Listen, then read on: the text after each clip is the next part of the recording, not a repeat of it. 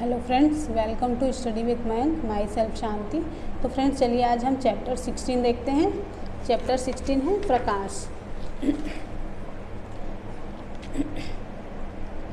Friends, हम इस संसार को कैसे देख सकते हैं या कैसे जानते हैं? तो फ्रेंड्स, हम अब इस संसार को अपनी ज्ञानेंद्रियों के द्वारा जानते हैं, मतलब छूकर, देखकर, सूंघकर या चखकर, है ना। तो फ्रेंड्स, इन सारी ज्ञानेंद्रियों में हमारा सबसे महत्वपूर्ण कौन सी ज्ञानेंद्रिय है जिसकी सहायता से हम पूरी दुनिया को देखते हैं, मतलब हमारे नेत्र, है ना, जिसको हम दृष्टि बोलते हैं। तो फ्रेंड्स, इसकी सहायता से हम पेड़, पहाड़, नदियाँ, पेड़ पौधे, कुर्सी है, मनुष्य है और अपने चारों ओर जो जितनी भी वस्तु हैं उनको हम देख पाते हैं। तो फ्रेंड्स, हम आकाश में बादल, उड़ते हुए चिड़ियों को, रात में चंद्रमा को, तारों को देखते हैं। तो दृष्टि द्वारा ही हम इस जो पृष्ठ है उस पर छपे हुए शब्दों को भी देख पा रहे हैं, है ना। तो ये सब देखना कैसे संभव हो पाता है, तो आज इसी के बारे में जानेंगे हम। चलिए शुरू करते हैं। 16.1 वस्तुओं को दृश्य कौन बनाता है। तो फ्रेंड्स, कभी आपने सोचा है कि हम अलग अलग वस्तुओं को कैसे देख पाते हैं? आप कह सकते हैं कि हम वस्तुओं को नेत्रों से देखते हैं, है ना। लेकिन क्या आप अंधेरे में भी किसी वस्तु को देख पाते हैं? तो इसका अर्थ है कि केवल नेत्रों द्वारा ही हम किसी वस्तु को नहीं देख सकते। किसी वस्तु को हम तब ही देख पाते हैं जब वस्तु से आने वाली प्रकाश हमारे नेत्रों में प्रवेश करे, है ना। और यह प्रकाश वस्तुओं द्वारा उत्सर्जित या उससे परावर्तित हुआ हो सकता है, मतलब जब तक किसी वस्तु पर रोशनी ना पड़े तब तक हम उसको नहीं देख सकते, है ना। और जो रोशनी है वो परावर्तित होकर हमारी आँखों में पड़ेगी, है ना, तभी तो हम देख पाएंगे। ठीक है। तो फ्रेंड्स, जैसा कि हमने क्लास 7th में पढ़ा था कि कोई पालिश किया गया चमकदार पृष्ठ दर्पण की भांति कार्य कर सकता है और दर्पण अपने ऊपर पड़ने वाले प्रकाश की दिशा को परावर्तित कर देता है। तो क्या आप बता सकते हैं कि किसी पृष्ठ पर पड़ने वाला प्रकाश किस दिशा में परावर्तित होगा? तो चलिए जानते हैं। ठीक है। तो 16.2 है परावर्तन के नियम। ठीक है। तो चलिए पहले ये प्रैक्टिकल के बारे में देख लेते हैं। तो फ्रेंड्स, हम एक कंघी लेंगे, उसके ऊपर एक काली शीट लगा देंगे और उसके बीच को इस तरह से बीच को छोड़ देंगे, है ना, ताकि बीच से प्रकाश जा सके। और इसके पीछे एक समतल दर्पण रख देते हैं। इस टार्च से रोशनी जला के इसके देखने का प्रयास करते हैं और इसको इस तरह से समायोजित करते हैं कि जो प्रकाश है वो इस समतल दर्पण पर आपतित हो सके। ठीक है फ्रेंड्स। तो ये हम क्या दर्शाने की कोशिश कर रहे हैं? तो प्रकाश का परावर्तन दर्शाने की व्यवस्था। तो फ्रेंड्स, अगर हम इस तरह से रोशनी करें, टार्च को जलाएं, तो हम पाएंगे कि जो समतल दर्पण है उससे प्रकाश टकराने के बाद जो प्रकाश किरण है वो दूसरी दिशा में परावर्तित हो जाएगी, है ना।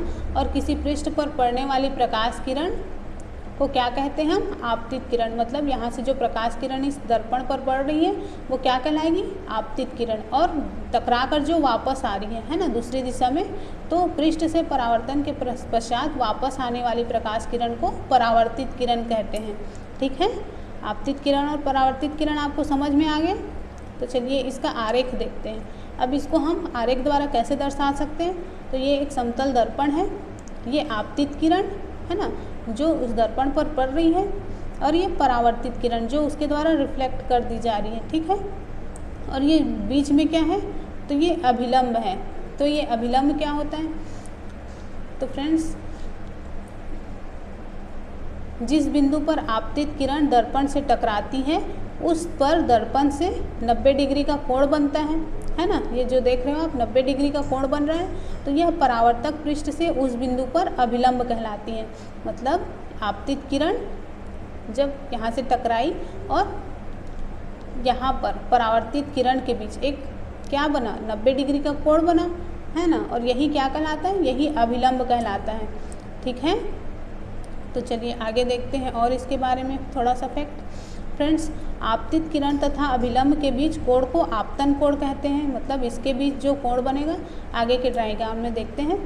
तो ये जो आपतन कोण है और अभिलंब, इसके बीच में जो कोण बनेगा उसको क्या बोलेंगे?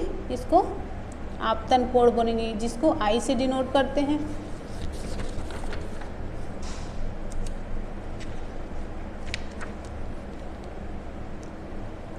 अब देखते हैं परावर्तित किरण क्या होता है। फ्रेंड्स यहाँ पर ये डायग्राम है, इससे ज़्यादा अच्छे से समझ में आएगा आपको। ये एक समतल दर्पण है, ये आपतन कोण I से डिनोट किया, और जो परावर्तन कोण है इसको हम R से डिनोट करते हैं। तो परावर्तित किरण तथा अभिलंब के बीच के कोण को परावर्तन कोण कहते हैं। ये कौन सा कोण है? ये परावर्तन कोण है, ठीक है। तो ये एक डायग्राम दिखा रहा है आपतन कोण तथा परावर्तन कोण को, और ये बीच वाली लाइन क्या है? तो ये अभिलंब है, और कितने अंश का कोण बनती है? तो 90 अंश का कोण बनती है, ठीक है।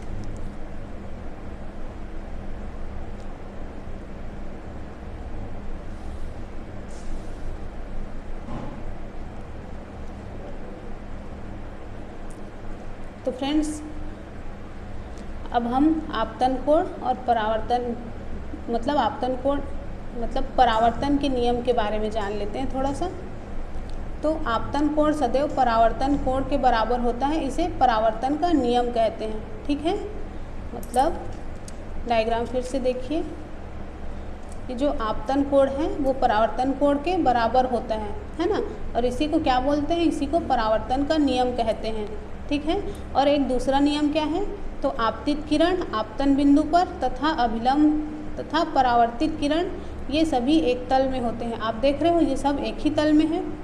कौन कौन? आपतित किरण, आपतित बिंदु और अभिलंब, है ना, और परावर्तित किरण, ये सभी कहाँ पर हैं? एक तल में ही होंगे, मतलब एक ही तल में है, दिख रहे हैं आपको, ठीक है। तो ये क्या कहलाता है? परावर्तन के नियम, ठीक है।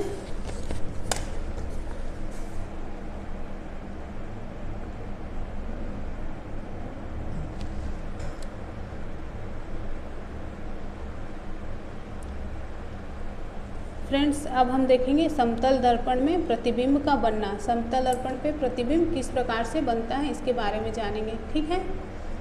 तो फ्रेंड्स ये एक दर्पण है, समतल दर्पण है ना, और इस पर ये P और Q से डिनोट किया इसको। O क्या है? तो ये एक आपतित किरण, यहाँ पर से दो आपतित किरणें आ रही हैं, A और C। फ्रेंड्स A आपतित किरण B में परावर्तित हो रही है, और C जो है वो D में परावर्तित हो रही है। मतलब A से आपतित किरण जो परावर्तित हो रही है इसको हम B लिखेंगे, और C से जो परावर्तित हो रही है उसको D लिखेंगे, ठीक है।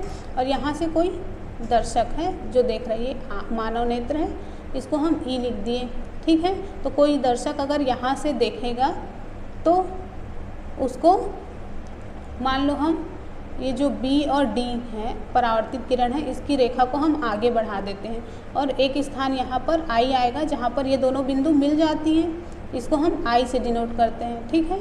तो कोई व्यक्ति अगर यहाँ से देख रहा है तो उसको प्रकाश की जो किरण है वो यहाँ से आती हुई प्रतीत होगी, ठीक है। मतलब उसको ये क्या है? ये एक काल्पनिक रेखा खींचे हम, तो यहाँ पर उसको जो प्रकाश की किरण है O से आ रही है, लेकिन उसको यहाँ से आती हुई दिखाई देगी। तो क्यों दिखाई देती है?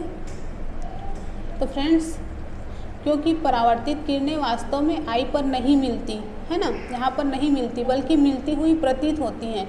इसलिए हम कहते हैं कि बिंदु O का आभासी प्रतिबिंब I पर बनता है ना। आप कक्षा 7 में पढ़ चुके हैं कि इस प्रकार के प्रतिबिंब को हम पर्दे पर प्राप्त नहीं कर सकते, है ना। समतल दर्पण पर जो प्रतिबिंब बनता है उसको हम पर्दे पर प्राप्त नहीं कर सकते, है ना। तो फ्रेंड्स दर्पण द्वारा बने प्रतिबिंब में कोई वस्तु का बायां भाग दाईं ओर तथा दायां भाग बाईं ओर दिखाई पड़ता है। इस परिघटना को पार्श्व परिवर्तन कहते हैं। जैसे कि आपने वो डायग्राम आप याद कीजिए जिसमें लड़का देख रहा था अपने दोनों हाथ, एक हाथ को ऊपर करके, तो उसको अपना लेफ्ट हैंड राइट दिख रहा था और राइट हैंड लेफ्ट दिख रहा था। तो इसको हम, ये जो परिघटना है इसको हम क्या बोलते हैं? तो इसी को पार्श्व परिवर्तन बोलते हैं, ठीक है। 16.3 नियमित तथा विस्तृत परावर्तन। अब विस्तृत परावर्तन क्या होता है? तो फ्रेंड्स जब सभी समानांतर किरणें किसी समतल पृष्ठ से परावर्तित होने के पश्चात समानांतर नहीं होती तो इसे ऐसे परिवर्तन को विसरित परावर्तन कहते हैं। जैसे कि आप देख रहे हो ये कोई समतल सतह नहीं है, है ना, खुरदुरी सतह है, जैसे कि कोई गत्ते का टुकड़ा, तो इस पर आपतित हो रही है प्रकाश की किरणें। तो जब ये परावर्तित होती हैं तो ये समानांतर नहीं होती, जैसे कि आप देख रहे हो ये आपतित किरणें हैं और ये जो रेड लाइन देख रहे हो वो परावर्तित किरणें हैं। तो आप देख रहे हो ये समानांतर नहीं है ना।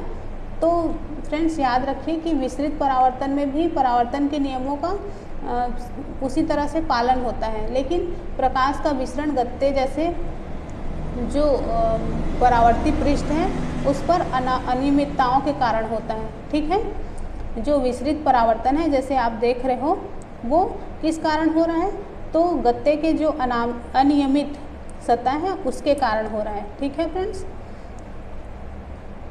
चलिए अब देखते हैं नियमित परावर्तन। नियमित परावर्तन क्या है, तो दर्पण जैसे चिकने पृष्ठ में होने वाले परावर्तन को नियमित परावर्तन कहते हैं। आप देख रहे हो ये एक समतल दर्पण है, इसमें प्रकाश की किरणें आपतित होकर परावर्तित हो रही हैं, है ना। और इस तरह से जो मतलब आपको पता है कि दर्पण में पड़ के परावर्तित हो रही हैं, है ना। इस तरह से जो परावर्तन होता है उसके द्वारा ही प्रतिबिंब बनते हैं। ओके फ्रेंड्स, तो फ्रेंड्स क्या हम सभी वस्तुओं को परावर्तित प्रकाश की किरण के कारण ही देख पाते हैं, तो आपके चारों ओर लगभग बहुत सी वस्तुएं हैं जो परावर्तित प्रकाश के कारण हमको दिखाई देती हैं। जैसे कि एग्जाम्पल के लिए चंद्रमा जो है सूर्य से प्रकाश को परावर्तित करता है, इस प्रकार हम चंद्रमा को देख पाते हैं। और जो पिंड दूसरी वस्तुओं के प्रकाश से चमकते हैं उन्हें दीप्त पिंड कहते हैं। तो फ्रेंड्स और कुछ अन्य ऐसे भी पिंड हैं जो स्वयं का प्रकाश उत्सर्जित करते हैं, जैसे सूर्य है, मोमबत्ती की ज्वाला है, विद्युत लैंप है ना। तो इस प्रकाश इनका प्रकाश हमारे नेत्रों पर पड़ता है और इस प्रकार हम इन पिंडों को देख पाते हैं। और जो पिंड स्वयं प्रकाश उत्सर्जित करते हैं वो दीप्त पिंड कहलाते हैं, जैसे कि आपको पता ही है। चलिए आगे देखते हैं 16.4। तो परावर्तित प्रकाश को पुनः परावर्तित किया जा सकता है। फ्रेंड्स याद कीजिए, जब आप सैलून में जाते हो बाल कटवाने के लिए तो वहाँ एक बड़ा सा दर्पण सामने में लगा होता है और एक दर्पण पीछे में लगा होता है, जिससे आप बाल कटने के बाद अपने पीछे को भी उससे देख सकते हो, है ना। तो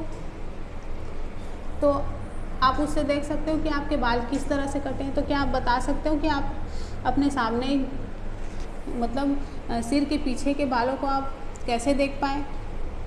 तो फ्रेंड्स परिदर्शी मतलब जिससे हम पीछे की चीज़ों को देख सकें में दो समतल दर्पण का उपयोग किया जा सकता है।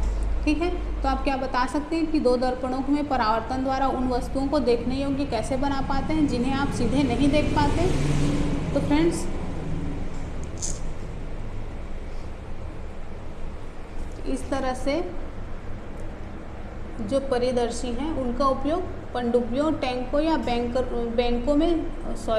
बंकरों में छुपे सैनिक द्वारा बाहर की वस्तुओं को देखने के लिए यूज़ किया जाता है। ओके, तो अब हम देखेंगे 16.5 बहु प्रतिबिंब, मतलब बहुत सारे प्रतिबिंब बनना, किसी भी वस्तु की बहुत सारे प्रतिबिंब बनना। तो इसको हम कैसे समझ सकते हैं, तो किसी कोण पर झुके हुए दो दर्पण अनेक प्रतिबिंब बना सकते हैं। इसका एग्जाम्पल आप देख सकते हो, समकोण पर रखे गए समतल दर्पणों में प्रतिबिंब।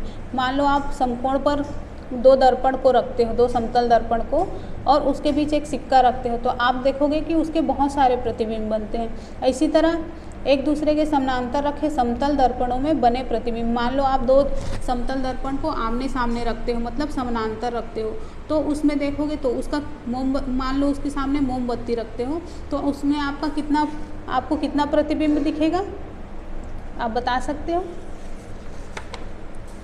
तो कोशिश करिए, सोचकर बताइए कितना बन सकता है। चलिए अब देखते हैं बहुमूर्तिदर्शी या कैलाइडोस्कोप। मैंने ये क्वेश्चन पूछा था आपसे कि कैलाइडोस्कोप क्या होता है, कुछ लोगों ने आंसर भी बताया था। तो फ्रेंड्स आप जानते हैं कि समतल दर्पण किसी वस्तु का केवल एक ही प्रतिबिंब बनाता है, और यदि दो समतल दर्पणों को समायोजन में उपयोग करें तो क्या होगा। तो फ्रेंड्स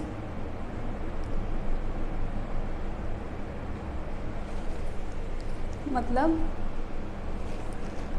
एक दूसरे से किसी कोण पर रखे दर्पणों द्वारा अनेक प्रतिबिंबों के बनने की धारणा का उपयोग बहुमूर्तिदर्शी या कैलेडोस्कोप की भांति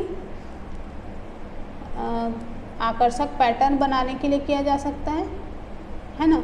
मतलब बहुलित परावर्तन के द्वारा कैलेडोस्कोप में सुंदर पैटर्न बनते हैं। इसमें क्या होता है, इसमें समतल दर्पणों को इस प्रकार से समायोजित किया जाता है कि उसके अंदर हम कोई भी चीज़ें देखें तो उसके बहुत सारे प्रतिबिंब बनते हैं। ठीक है, आप स्वयं भी एक कैलेडोस्कोप बना सकते हो। कैसे बना सकते हो?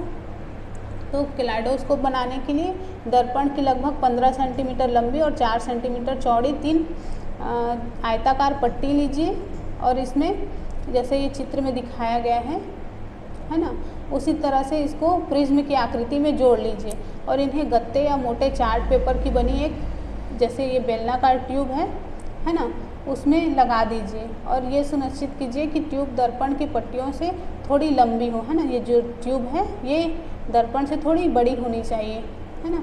तो ट्यूब के एक सिरे को गत्ते के एक डिस्क से बंद कर दीजिए। एक सिरे में ये गत्ते का टुकड़ा लगाना है और दूसरे सिरे में मतलब इसके दूसरे साइड में इसमें एक छेद भी होना चाहिए जिससे आप अंदर जो छेद बना होगा उससे आप उसके अंदर देख पाओगे। ठीक है, और इसके नीचे वाले भाग में आप एक घिसे हुए दर्पण को लगा सकते हो, है ना। ठीक है, ये दूसरा दर्पण है पर ये घिसा हुआ होना चाहिए, इसको लगा सकते हो और इसको अच्छे से चिपका दो। ठीक है, और इस तरह से आपका कैलेडोस्कोप तैयार हो जाएगा। इसके अंदर फिर छोटे छोटे रंगीन कांच या चूड़ी के टुकड़े हैं उसको अंदर में डालिए। ओके, और इसको आगे पीछे खिसकाकर या हिलाकर इसके अंदर इस छिद्र से आप देखोगे तो इसके अंदर में आपको बहुत सुंदर सुंदर आकृतियाँ दिखाई देंगी।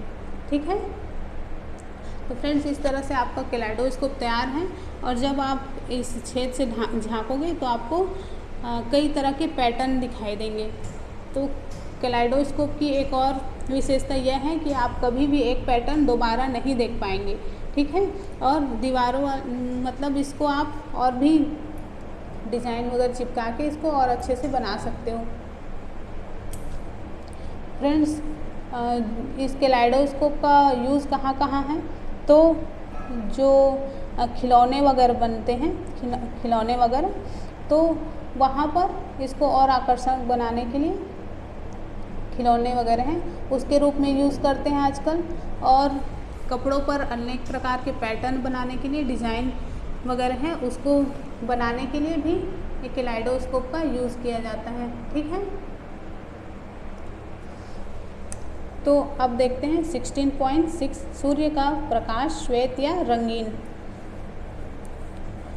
तो फ्रेंड्स हम पिछले क्लास में देखे थे कि सूर्य के प्रकाश को, जो कि श्वेत प्रकाश कहलाता है, 7 रंगों से मिलकर बना है ना। तो यह भी जाना था कि इसमें 7 रंग होते हैं और हमने प्रिज्म के द्वारा देखा था प्रकाश को गुजार के। तो जब हमने प्रिज्म से प्रकाश को गुजारा तो वो अनेक रंगों में विभक्त हो जाती है ना, जिसका क्रम क्या होता है, VIBGYOR, है ना, बैजानी आह पी नाला। ठीक है, तो इसका क्रम भी आपको पता होना चाहिए।